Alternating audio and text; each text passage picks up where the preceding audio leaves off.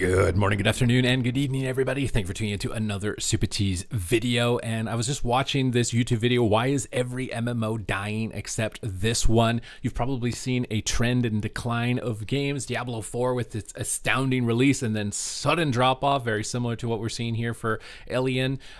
This game that we've got a graph in this video to compare, and it shows a bunch of different graphs throughout the entire video about how a game releases, then it dies, a game releases, and then it dies, a game releases, and then it dies. And I really wanted to go over like what it is specifically I think that is contributing to this, especially when, you know, focusing in on WoW, but this is likely going to be a factor that applies to more than just WoW specifically. And I think it's something that people really aren't considering. I see people talking about content a lot of the times. I see people talking about duration of grind being the main contributing factor to, you know, the decline of this content or this genre in general. And I really don't think that that's the case. I think what we really need to hone in on is the lack of a difficulty curve, okay?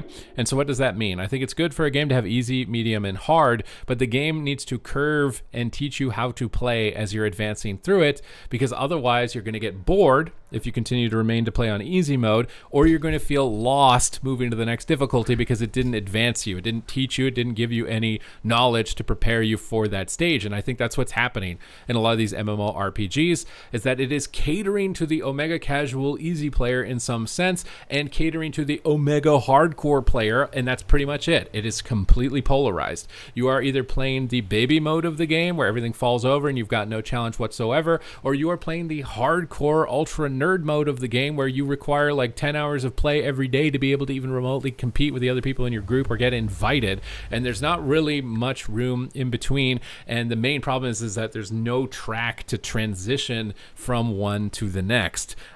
This is something that I think that classic WoW has actually nailed pretty well, is a difficulty curve.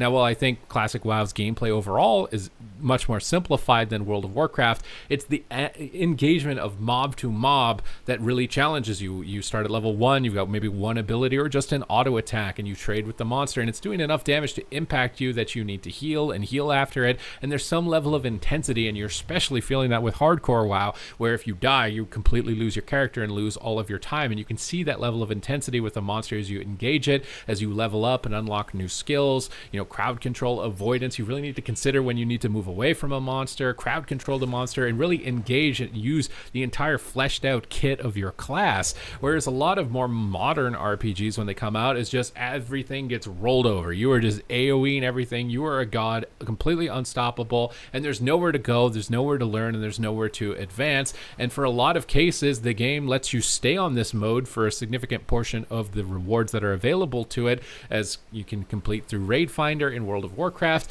And then if you really wanted to get some of those rewards, you're probably, from the higher level difficulty, you're probably not going to do it because you didn't learn anything, because you played on easy mode the whole time and it didn't give you any difficulty curve to learn how to get to the next stage. So what is your next choice to really do if you want those rewards? It's to buy gold. It is then to pay the players who are actively engaged in that more difficult content, one, to either invite you because maybe you are competent, or two, just to invite you because you need to be carried, because you're not going to be able to do it yourself. You're not going to be able to push through. You're not going to be able to advance, and you need to buy gold from the game to get carried to the reward. And then the reward is empty. It's hollow. It goes into your amount log. You probably forget you have it after trying to flex it over people that people don't really care that you have it, because the entire reason for going for the reward should be your own personal sense of accomplishment, which is something that I think needs to be discussed in WoW, is, you know, the volume of rewards that are just kind of given to you that go into the infinite storage of mounts and stuff that you scroll through and probably forget that you have, ignoring the ones that are RNG, like 0.1% drop chance.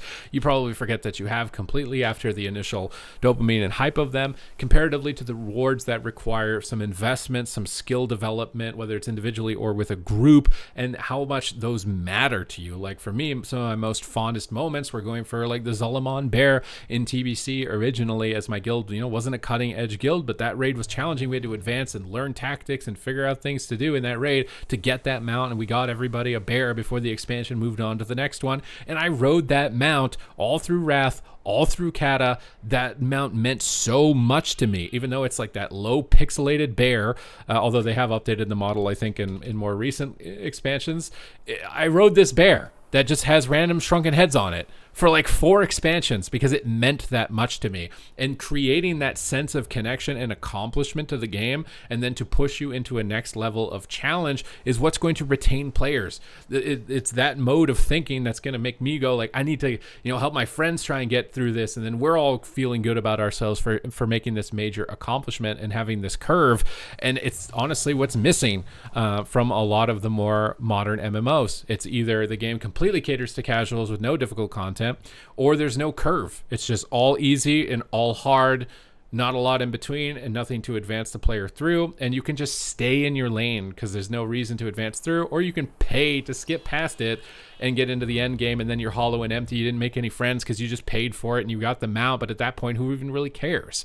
So one thing I would really like in terms of the improvement for MMORPGs moving into the future is increasing that level of difficulty when you're leveling, having the monsters be engaging, requiring you to think about your positioning, using some of your spells that don't do damage to be able to kite away from them, crowd control them, and really challenge you, using mechanics that may be in the raid on monsters that are in the world, so that you can see the mechanics, be like, oh, that uses the same mechanics that I had to engage in with a quest, and have it actually be threatening enough that maybe you could possibly lose.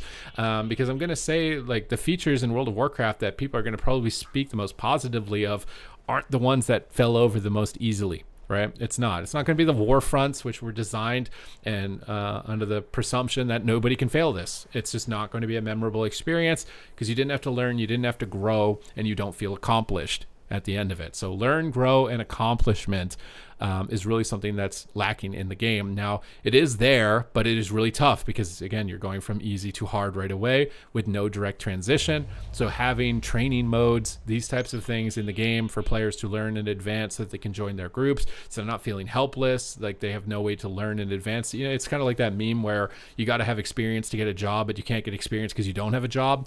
That's kind of where it sits now in the MMORPG genre for me. And that's what needs to change. If we can get that changed at its core, I think that MMORPGs can definitely start to make a comeback, start to have as much success in the past. But this debate of like the grind isn't long enough, the grind is too long. Diablo 4 is the best example of this. Diablo 4 came out, everybody really loved it. Then they extended the grind arbitrarily and everything fell apart. So does the length of the grind of the power of your character matter versus the length of the grind of the skill development to be able to achieve the difficult challenge that's available in the game matter? And how much does pay to win really impact it? I think pay to win right now allows people to skip that whole journey of accomplishment, so they're hollow, empty, and lonely at the end of it and probably leave. So that pay to win aspect of it is bad. A couple of mounts that look cool, I don't really see that trading it off being the reason why like the game is ultimately going to decline or not. I mean, League of Legends has a bunch of different skins you can buy that make you look really cool, and people are playing League of Legends. I don't think that's the main contributing factor to it. I think it's skipping the growth, skipping the sense of accomplishment that you get to build. That's probably the most damaging from monetization actions there. The next thing would be reward tracks. So I think there is too many gaps between rewards. So in Arena, you might be a player who, maybe 1,500, 1,800, and you get there and you look towards the next reward and it's like 300 rating higher.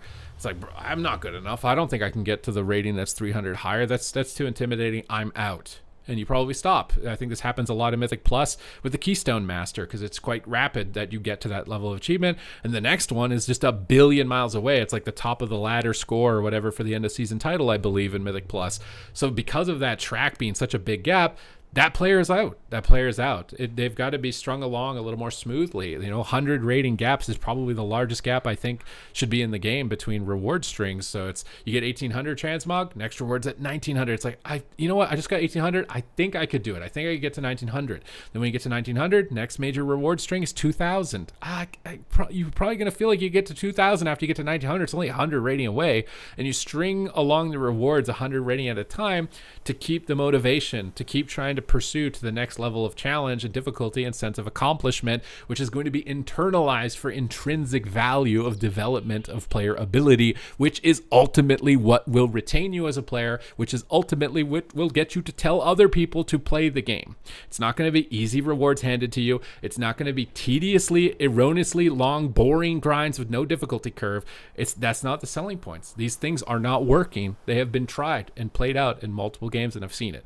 But I just wanted to give you guys guys my thoughts on this. What do you guys think is contributing to the decline of the MMORPG genre? Let me know in the comments down below. If you enjoy this type of discussion, you want to stay up to date with news related content to World of Warcraft, smash that subscribe button. But other than that, thank you very much for watching, and I will see you in the next one.